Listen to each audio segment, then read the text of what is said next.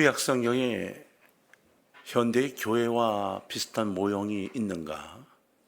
있습니다.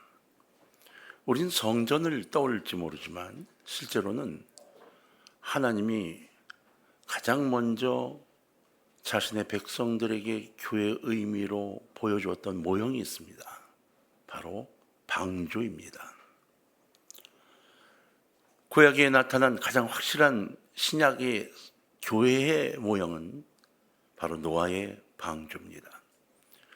그렇다면 노아의 방주와 교회의 공통적인 모습이 대체 무엇일까요를 한번 생각해 봤으면 좋겠어요. 오늘은 성전의 의미까지 가진 않겠지만 방주와 교회가 갖고 있는 공통적 의미를 통해서 현대 교회가 가야 할 방향성을 좀 나눠보려고 합니다. 첫 번째, 기능적인 면을 보면 방주나 교회는 구원을 주된 사명으로 했다는 겁니다. 다시 말해서 구원을 전제하지 않는 방주와 교회, 의미가 없는 거예요. 교회가 구원을 전제로 하지 않잖아요. 그럼 의미가 없는 겁니다. 교회가 모임을 위한 것이다? 아닙니다. 이미 교회의 기능을 잃은 겁니다. 교회 식구들이 재미있게 지낸다고요? 네, 좋죠. 그러나 기능을 잃었습니다. 구원을 전제하지 않는 방주는 무슨 소용이 있었겠어요? 방주의 원어는 히브리어로 테바라는 단어를 씁니다. 테바. 출애굽기 2장 3절에서 어린 모세를 담아서 그 나일강에 띄웠던 역청과 나무 진을 바른 왕골 갈대 상자, 이걸 표현할 때 테바를 씁니다. 근데 참 놀라웠게 이 구약 성경 히브리어를 다 뒤져봐도 테바는 두 군데만 사용이 됩니다. 바로 이 모세를 띄어보냈던 이 갈대 상자, 그리고 오늘 본문에 사용되었던 노아의 방주. 그렇다면 방주는 어떤 의미였을까요? 방주는 모세를 살리기 위해 띄어보냈던 바로 갈대 상자와 같은 의미를 갖게 되는 것이고, 모세를 띄어보냈던 갈대 상자는 인류를 죽음에서 구원하기 위해 하나님이 허락하신 방주의 의미를 갖고 있다는 겁니다. 이 두 개만이 테바란 단어를 썼습니다. 갓난아기인 모세를 태워서 생명을 구하는 도구로 쓰인 것, 바로 생명을 구하는 하나님의 장치가 노아의 방주였다는 겁니다. 따라서 아무리 세상 중에 하나님이 마련하신 생명과 평안의 처소라는 점에서 노아의 방주와 신약의 교회는 여러 면에서 공통점을 갖고 있습니다. 이걸 뒤집으면 현대 교회가 이 의미를 잃어버리면 교회가 아니다는 거죠. 둘째는 방주와 교회 모두가 다 하나님이 만드셨다는 거예요. 방주는요, 하나님이 일일이 지시를 다 하십니다. 설계까지 다 하셔서 이렇게 만들어 라고 노아에게 쭉 설명을 하시죠. 교회 역시 하나님께서 예수님을 죽음에서 부활하게 하셔요. 그리고 그 부활하심을 통해서 교회가 세워지도록 역사해 가십니다. 특히 하나님께서 방주의 크기를 일일이 다 가르쳐 주실 뿐만 아니라 방주에 성선해야 될 사람들까지 누구 딱 지명하십니다. 더 이상 타지도 못합니다. 창세기 6장 18절을 볼까요? 이렇게 기록되어 있어요. 그러나 너와는 내가 내 언약을 세우리니 너는 네 아들들과 네 아내와 네 며느리들과 함께 그 방주로 들어가고. 이 8명 이외에는 거론되지 않았습니다. 하나님이 얼마나 정확하게 준비하셨는지 모릅니다. 교회 구성 마찬가지입니다. 예수 그리스도의 주도하심에 의해서 이루어져 갑니다. 마태복음 16장 18절입니다. 또 내가 네게 이르노니 너는 베드로라. 내가 이 반석 위에 내 교회를 세우리니 음부의 권세가 이기지 못하리라. 할렐루야. 그렇습니다. 방주와 교회는 모두 오랜 기간에 걸쳐 하나님이 기획하고 그리고 세우셨던 것이죠.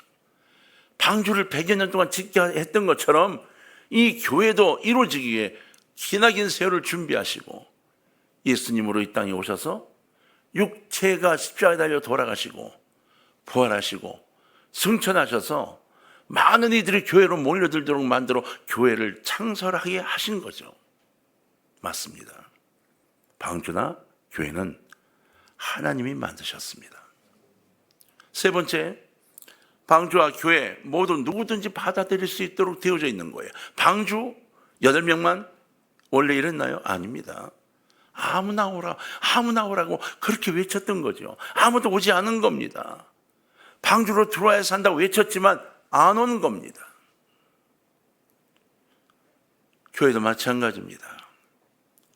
그러므로 방주와 교회를 통해 구원을 얻지 못하는 것은 방주와 교회 주인 되신 하나님의 무능 때문이 아닙니다. 그분이 무능해서 그들이 구원받지 못하는 게 아니라 생명의 초대를 거부한 인간의 교만 때문인 겁니다. 지금도 마찬가지입니다. 교회 문은 열려 있습니다. 아무나 오게라고. 그러나 스스로의 교만이 하나님을 찾지 않게 만드는 거죠. 이것이 결국은 때를 놓치게 만드는 거예요. 방주와 교회는 열려 있습니다.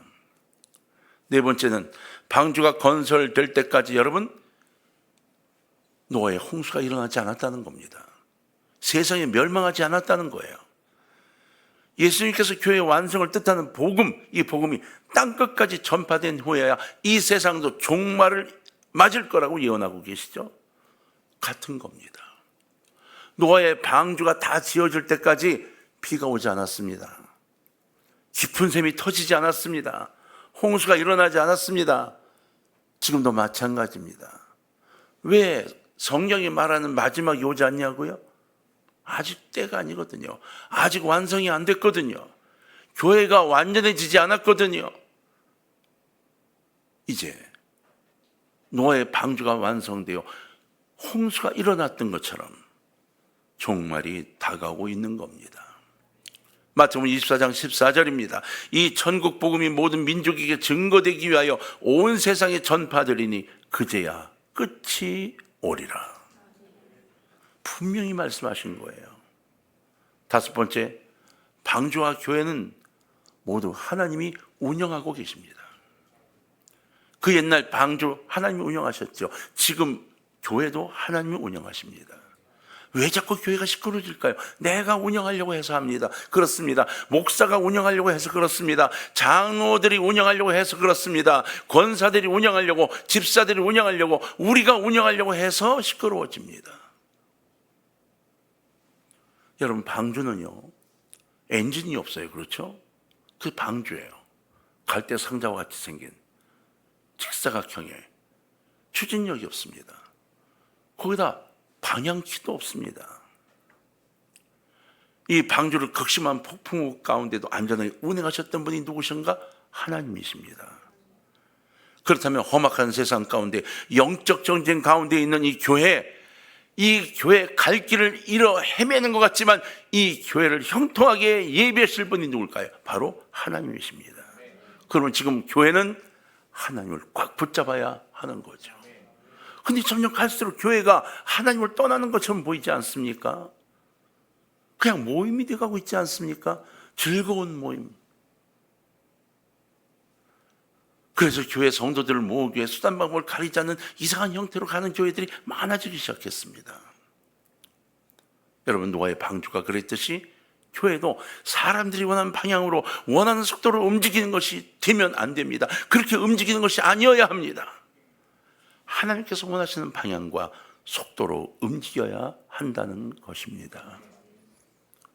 우리 교회는 하나님이 주인이신 교회가 되도록 중심을 세우고 그분 바라볼 수 있었으면 좋겠습니다. 여섯 번째, 방주와 교회는 모두 사망의 권세를 극복한 그 자리에 머물게 됩니다. 방주는요, 죄악된 모든 생명체를 멸망시킨 홍수, 그 홍수의 물 위에 떠 있었습니다. 그 밑에 다 잠겨버렸죠. 잠긴 그 물 위에 방주는 떠 있었습니다.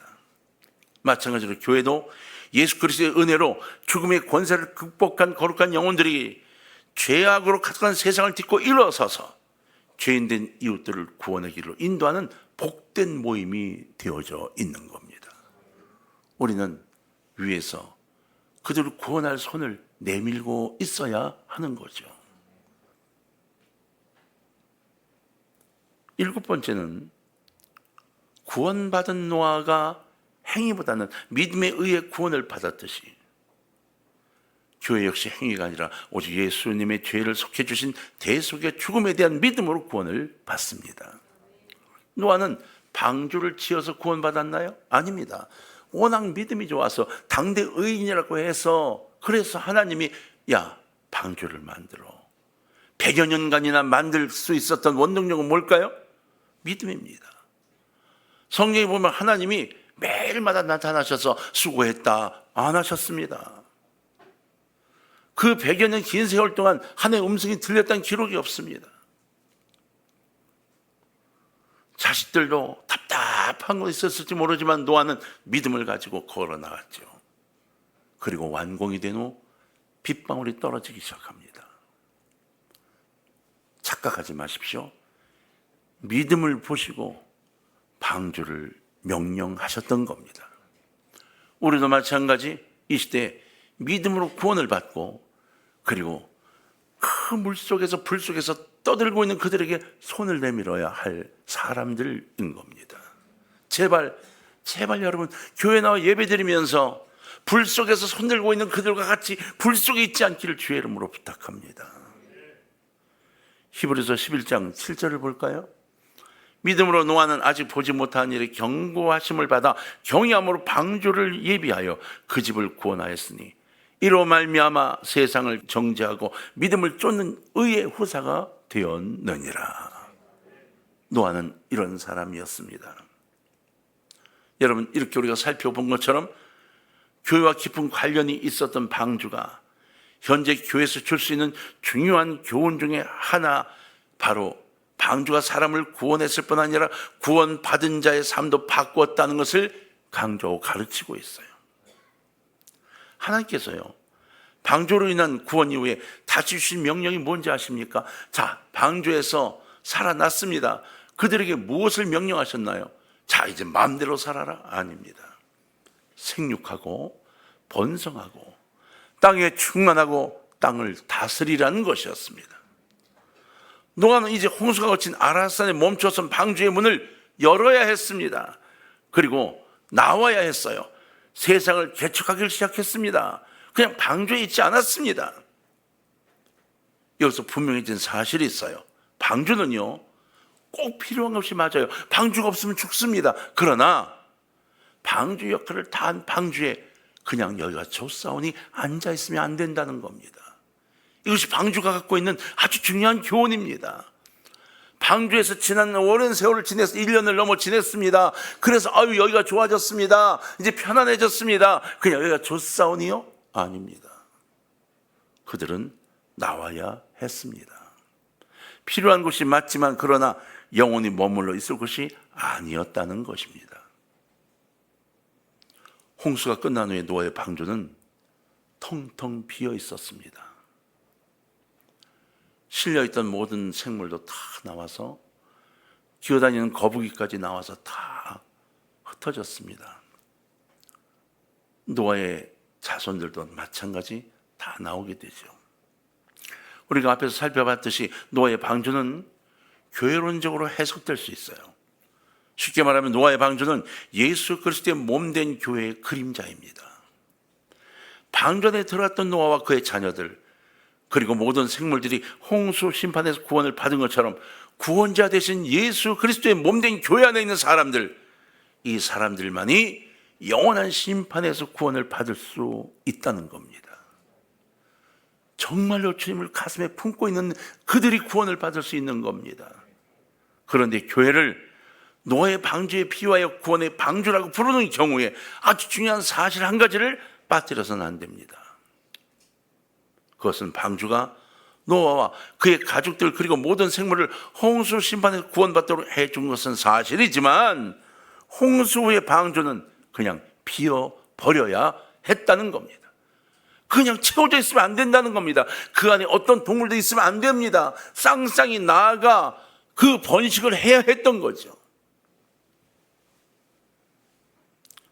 그래서 홍수 이후에 방주는 텅 비어 있고 이 세상 방방곡곡에 또 다른 생물들의 시작이 되어진 겁니다. 그러므로 여러분, 교회는 구원의 방주이기에 그 안전한 방주 안에 머물러 있어야만 한다는 생각, 이 생각을 버려야 합니다. 저나 여러분 모두가 여기가 좋사온이라는 이 생각을 버려야 합니다. 베드로가 자기도 모르게 그 변화산상에서 넋두리 같이 했던 이야기, 여기가 좋사온, 여기 초막 셋을 짓고, 아니요, 초막은 교회 내에 짓는 게 아닙니다. 세상에 나가 무너져 내린 영혼을 들고 있는 이들, 정말 가슴을 찢으며 살고 있는 이들을 위해 초막을 짓고 그들을 주님께로 인도하기 위한 도구로 사용해야 하는 것입니다. 사람들은 교회라고 하는 것이 노아의 방주처럼 눈에 보이는 건물이라고 그렇게 생각하고, 구원받은 사람들은 구원의 방주로서의 건물 안에 언제까지나 머물러 있어야 한다고 생각을 하는 것 같습니다. 그런 까닭에 교회는 모이기를 힘쓰자라는 표현을 많이 사용하죠. 우리나라에 2000년 되기 직전 한 10여 년, 15년 사이에 전국의 교회가 모이기에 힘쓰자고 표를 얼마나 많은 교회가 지었는지 모릅니다. 모이기에 힘쓰자. 흩어지면 전도하자는 표현은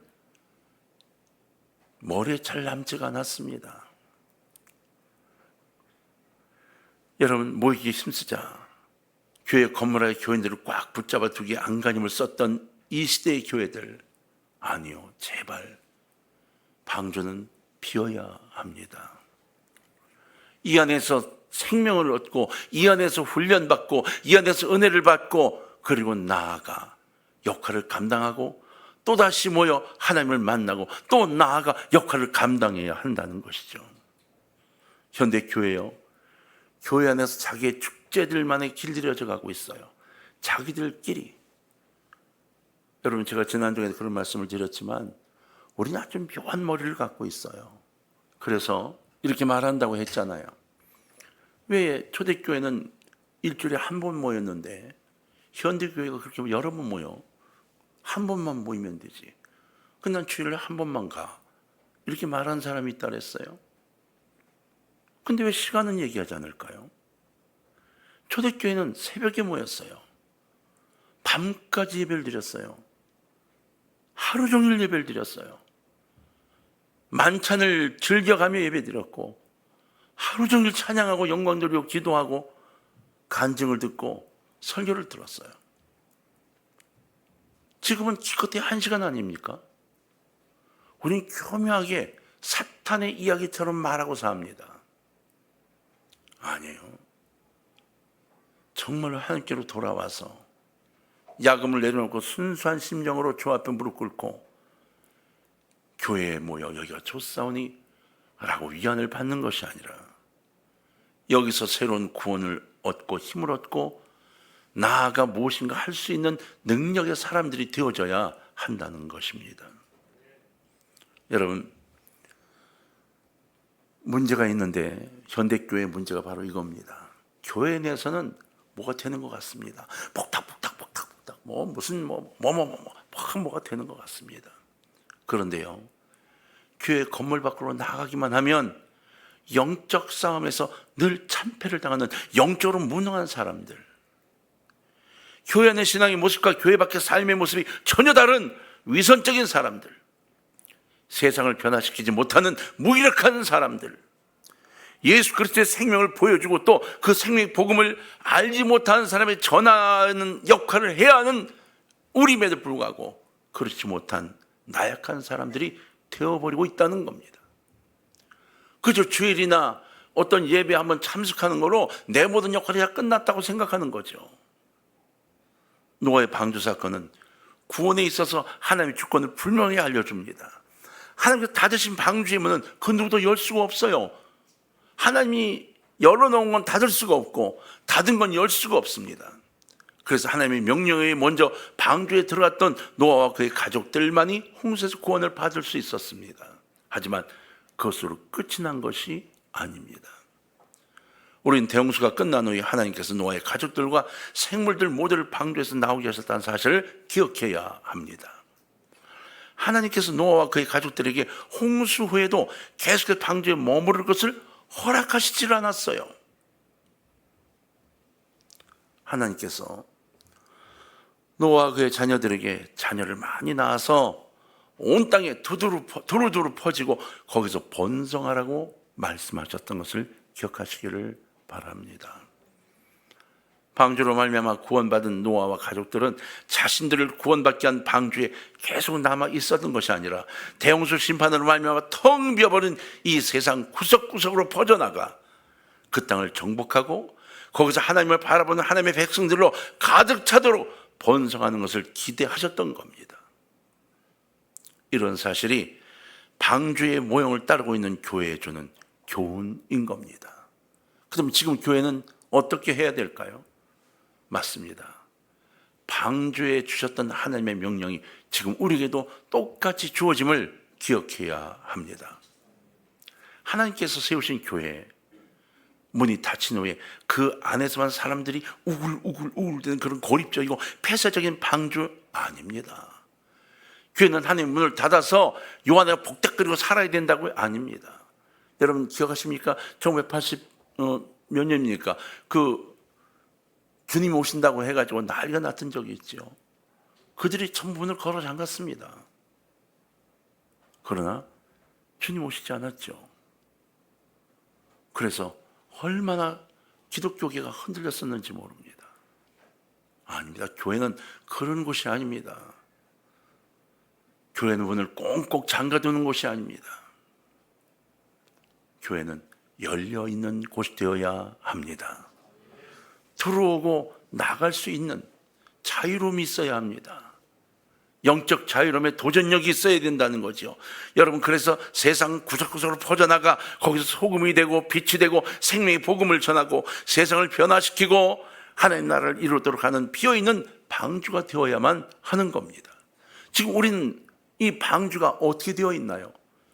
일부는 비어있고 일부는 또 채워지고 있나요? 그래야 합니다.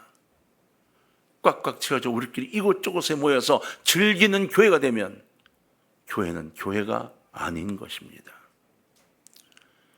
교회에서 드린 우리의 예배, 구원받은 자로서의 감격을 이제 세상에 나가 전하는 결단의 시간이 되어야 하는 겁니다. 예배는 바로 그것을 위한 것이에요. 복받기 위한 것이 아니라, 여러분, 교회는 건물이 아닙니다. 구원받은 그리스도인들의 모임입니다. 사도 바울도 고린도에 있는 교회에게 보낸 첫 번째 편지에서 1장 2절에 이렇게 말하죠. 건물이 아니라고요. 그리스도 예수 안에서 거룩하여지고 성도라 부르심을 받은 자들과 또 각처에서 우리의 주 곧 그들과 우리의 주 되신 예수 그리스도의 이름을 부르는 모든 자, 이렇게 표현했습니다. 이게 교회입니다. 우리가 교회입니다. 사도 바울은 홍수 직전 닫힌 노아의 방주처럼 방주 밖에 사람들이 접근하기도 힘들고 방주 안에 사람들이 나가려고도 하지 않는 건물 안에 갇혀진 교회, 그것을 원하지 않았습니다. 그것은 열린 노아의 방주가 되어야 한다고 생각했던 거예요. 교회는 열린 노아의 방주가 되어야 합니다. 우리는 그 안에서 다른 성도들과 함께 아름다운 그리스도인의 공동체를 이루어야 하고 훈련받고 그 안에서 그리스도를 만나야 하고 복음의 능력을 체험해야 하고 그 안에서 그리스도의 사랑을 알아가야 하고 그 안에서 함께 자라가야 하고 함께 꿈을 꿔야 합니다. 우리의 전도에 우리의 기관 복닥거리는 것이 되면 안 됩니다. 그저 즐기기 위해 모이는 기관이 되면 안 됩니다. 놀러가기 위한 기관이 되면 안 됩니다. 세상을 향해 선포하기 위한 훈련의 장이 되는 기관이 되어야 하고 그러한 교회가 되어야 하는 것이죠. 머물러 있지 마십시오. 힘을 얻으러 교회로 오셨다가 힘을 얻어 방주 바깥으로 나가십시오. 또 하나의 닫힌 방주를 만들어서는 안 됩니다. 또 닫힌 방주가 이곳저곳에 그냥 걸물로만 서 있는 방주가 수없이 있는 이 땅이 되면 안 된다는 겁니다. 그래서 우리는 부지런히 그리스도를 알지 못하는 사람들을 만나야 합니다. 그냥 우리끼리 만나 복닥거리고 우리끼리 전화하고 우리끼리 떠드는 게 아니라 예수를 알지 못하는 사람을 만나고 그들을 사귀어야 하고 그들을 교회 안으로 데리고 오고 그들이 주님을 만날 수 있도록 가이드해야 하는 겁니다.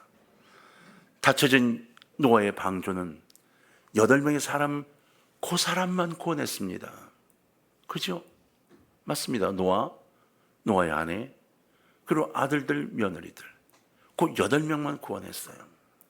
그러나 방주의 문이 열리고 그들이 하나님의 언약을 신뢰하며 그 언약을 붙잡고 세상을 향해 나갔을 때 결국 또 다른 인류의 조상이 되어서 지금 전 세계 인류가 퍼져 있고 예수를 믿는 사람들이 수없이 많아진 것이 아닙니까?